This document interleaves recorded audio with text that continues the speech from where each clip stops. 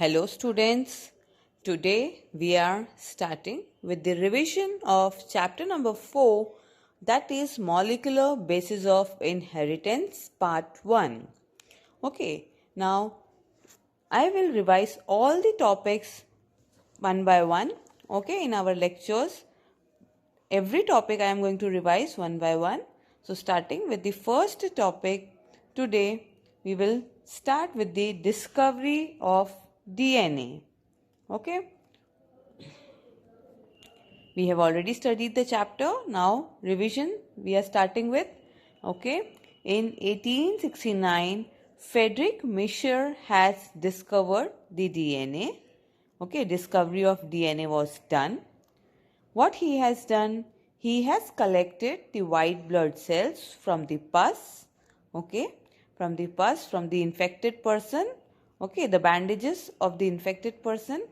Then he lysed the cells of the infected person, the pus of the lysed the cells of the from the pus and isolated the nuclei. He found a substance that is called as nuclein. Okay, so let us see this in Friedrich Miescher in 1869. What he has done, he isolated what he has called nuclein from the nuclei of the pus cell. This nuclein was shown to have acidic properties, hence it became nucleic acid. Okay, this nuclein that have been isolated shows acidic properties, hence it is called as nucleic acid.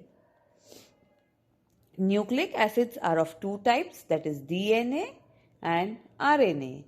DNA means deoxyribose nucleic acid, RNA means ribose nucleic acid. Let us see in detail now what he has done. Friedrich Miescher have isolated. What he has done, he has done the experiment on white blood cells. For doing this experiment on white blood cells, what he has done, he collected pus from the infection. Okay, from the infection. For that, what he has done, for collection of pus, what he has done, he collected bandages from the local hospitals. Okay, he has collected the bandages from the local hospitals, and for removing the pus from the bandages, he used salt solution to wash off the pus from the bandages. Then he added weak alkaline solution to the cells, and because of that, the cells got broken down and nuclei got precipitated.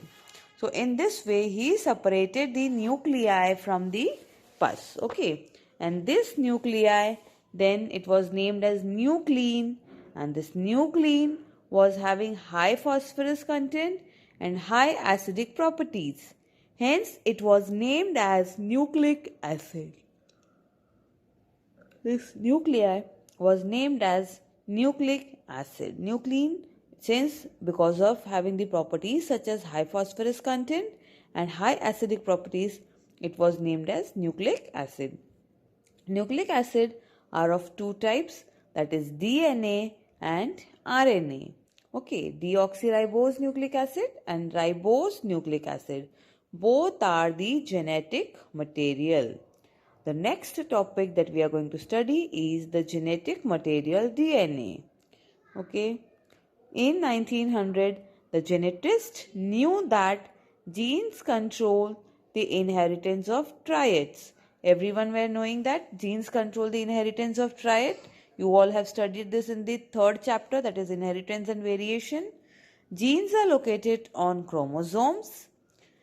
Okay. Chemically, chromosomes are mainly composed of DNA and proteins.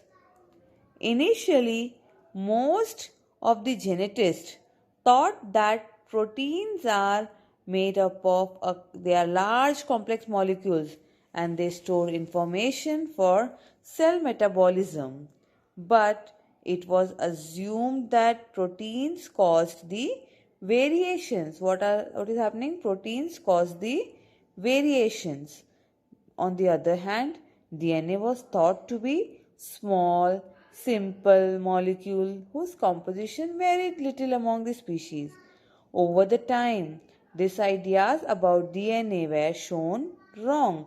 It was proved that DNA is the genetic material and not the proteins.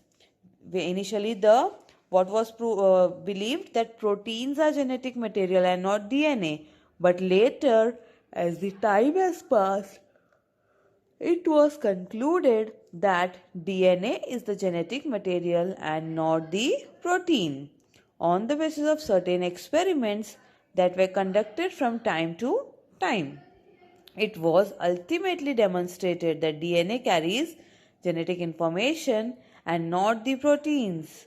There are some direct evidence and some indirect evidence which proves DNA as a genetic material.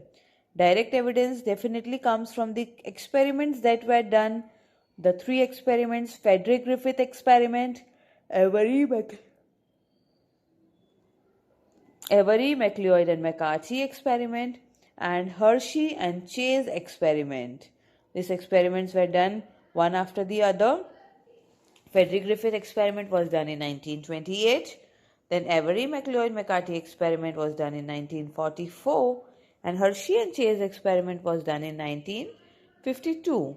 Now, from our next lecture, we will revise all these three experiments in detail.